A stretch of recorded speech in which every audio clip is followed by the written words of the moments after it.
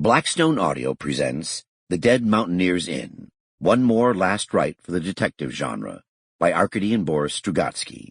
Translated by Josh Billings. Introduction by Jeff Vandermeer.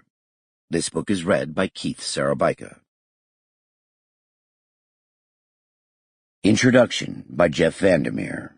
Section 1. Every man wears the face he deserves. Or put another way, the mournful cry of Luarvik el Luarvik from within the besieged Dead Mountaineer's Inn might as well be the mating call of some obscure species of Alps-dwelling penguin. Who is this Mr. Luarvik? Do we believe his version of dire events, or do we believe the hypnotist/motorcycle enthusiast? How about the physicist? Surely a scientist is more objective than a magician. But how can you be sure when dealing with preternatural events that might just be very imaginative lies? This is the dilemma facing the earnest but sometimes stumbling detective Peter Glebsky, who narrates this novel.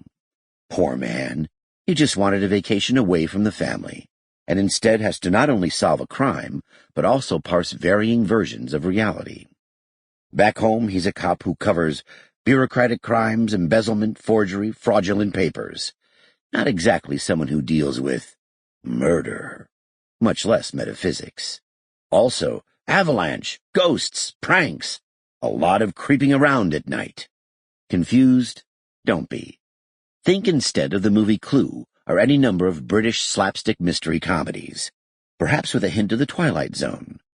Because not only does every man wear the face he deserves, but in the Dead Mountaineer's Inn, the Strugatsky brothers, creators of the Forbidden Zone and their classic science fiction novel Roadside Picnic, give every reader the farce they deserve, with possible infernal devices thrown in to spice up the recipe.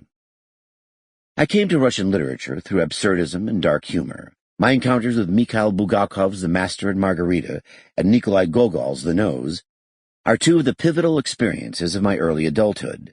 The idea of a standard garden-variety realism doesn't figure into this sort of fictional equation. When the devil's cat in The Master and Margarita begins to talk to the corrupt businessman, and the businessman argues with the cat for a while before realizing, I am arguing with a talking cat, what we're seeing is not just interspecies communication at its most subtle, but one of the classic absurdist scenes in all of fiction.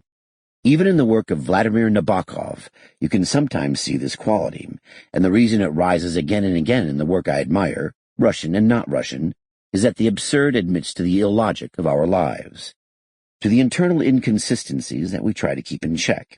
When they pile up, that is when comedy or tragedy occurs. Sample complete. Ready to continue?